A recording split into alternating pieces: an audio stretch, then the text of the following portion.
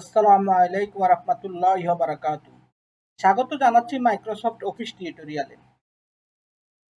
আজকে আমরা আপনাদেরকে মাইক্রোসফট অফিসের পাওয়ার পয়েন্ট প্রেজেন্টেশন কিভাবে তৈরি করতে হয় তা দেখাবো। এখন আসেন পাওয়ার পয়েন্ট প্রেজেন্টেশন দিয়ে আপনি কি কি কাজে ব্যবহার করবেন। পাওয়ার পয়েন্ট প্রেজেন্টেশন আপনি ক্লাসরুমের লেকচার শিট তৈরি করতে পারবেন, যা আপনার স্লাইড শো হিসাবে দেখাতে পারেন। বিভিন্ন মিটিংয়ের, বিভিন্ন সেমিনার, বিভিন্ন ওয়ার্কশপের আপনি বিভিন্ন ধরনের ডকুমেন্টকে স্লাইড আকারে আপনি প্রেজেন্টেশন হিসাবে দেখাতে পারেন, এবং আপনি বিভিন্নভাবে বিভিন্ন ধরনের ডকুমেন্ট ক্রিয়েট করে কালেক্ট করে তা স্লাইড শো আকারে দেখাতে পারেন। তাহলে চলুন আমরা প্রথমে একটা প্রেজেন্টেশন দেখি।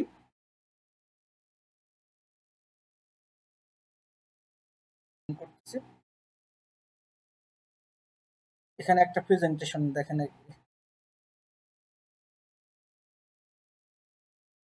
একটা প্রেজেন্টেশন তৈরি করা হয়েছে। এখানে আপনি বিভিন্ন ধরনের অ্যানিমেশনের স্লাইড শো দেওয়া আছে, একটা পরে একটা আসবে। তারপরে আমরা আরো আছে, আমরা মোটিভেশন একটা স্লাইড শো ওপেন করলাম। এখানে একটা স্লাইড শো দেখেন বিভিন্নভাবে তৈরি হচ্ছে। তাহলে আমরা আপনাদেরকে দেখাবো কিভাবে how to make a presentation slide. চলুন আমরা আপনাদেরকে কিভাবে প্রেজেন্টেশন স্লাইড তৈরি করতে হয় তা আমরা এখন দেখাবো। চলুন তাহলে আমরা প্রথমে টাস্কবার থেকে মাইক্রোসফট পাওয়ার পয়েন্ট 2060 ওপেন করব। আমরা এখন পাওয়ার পয়েন্ট 2060 ওপেন করলাম, আমাদের উইন্ডোটা চলে আসলো। আমরা এখানে বিভিন্ন ধরনের টেমপ্লেট দেওয়া আছে।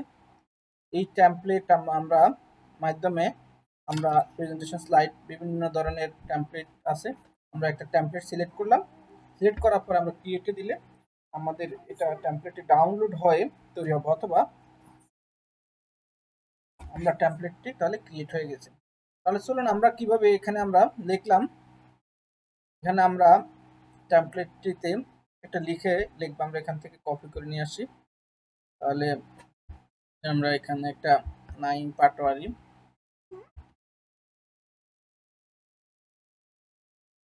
পাটোয়ারি নামে আমরা এখানে একটা লিখবো। আমরা লিখলাম, এখানে লিখলাম মেহেজাবিন, মেহেজাবিন। তাহলে আমরা এখানে একটা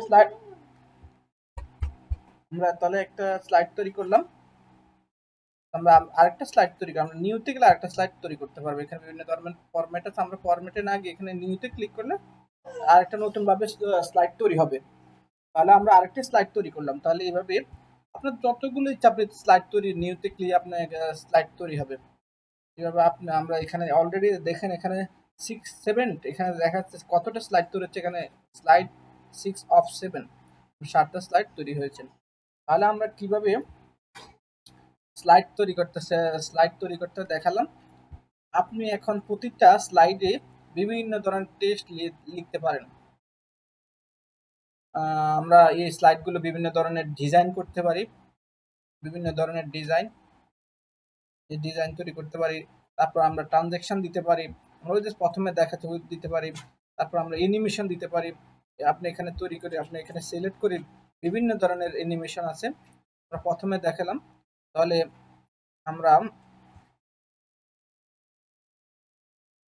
আমরা দেখালাম কিভাবে একটা অ্যানিমেশন স্লাইড প্রেজেন্টেশন তৈরি করা যায়।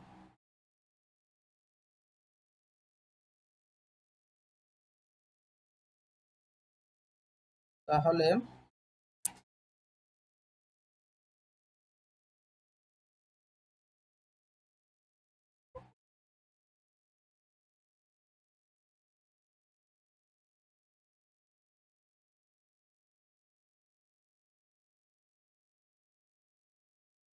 আমরা স্লাইড শোতে এখন গিয়ে দেখি। এখানে আমরা কিভাবে অ্যানিমেশন দেওয়া হয়েছে, বিভিন্ন ধরনের আপনি স্টাইল করতে পারেন। আপনি এখান থেকে ফরম্যাটটা চেঞ্জ করতে পারেন। আমরা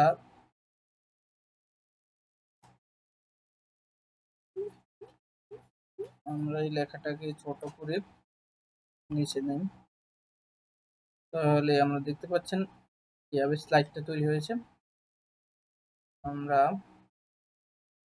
তাহলে ডিজাইন কিভাবে চেঞ্জ করতে তা আমরা দেখলাম। এখন ট্রানজেকশন, বিভিন্ন ধরনের ট্রানজেকশন দেওয়া আছে, আমরা এখান থেকে যে কোনো একটা ট্রানজেকশন আপনি সিলেক্ট করতে পারেন বিভিন্ন ফরম্যাটের। তারপর আপনি এখানে দেখেন ট্রানজেকশন, আমরা যে ট্রানজেকশন করলাম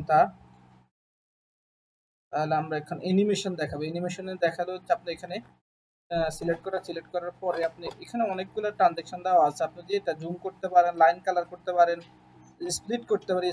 স্প্লিটের মধ্যে অনেক লাইন আছে, প্লট আছে, যা যে স্লাইডটিতে করতে পারেন।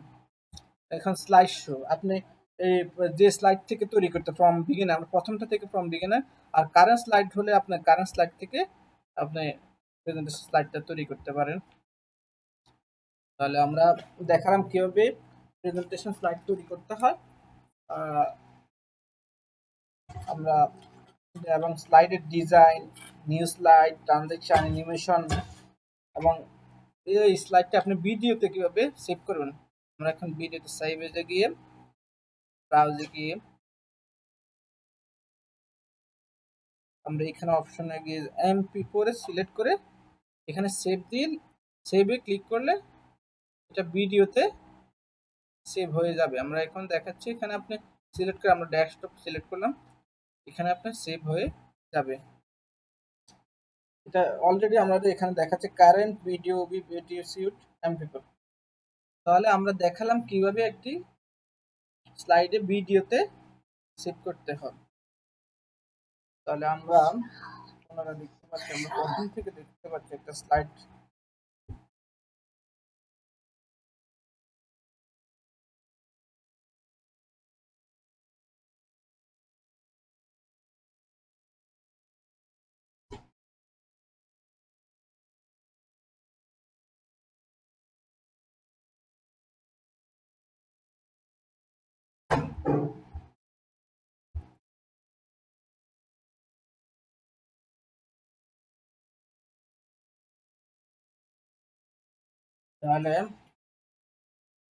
তাহলে বুঝতে পারছেন কিভাবে একটা প্রেজেন্টেশন স্লাইড তৈরি করতে হয়। আমাদের এই আপনার যদি আমাদের এই টিউটোরিয়ালটি উপকৃত হয় তাহলে আমাদের চ্যানেলটি সাবস্ক্রাইব করুন। আসসালামু আলাইকুম ওয়া রাহমাতুল্লাহি ওয়া বারাকাতুহু।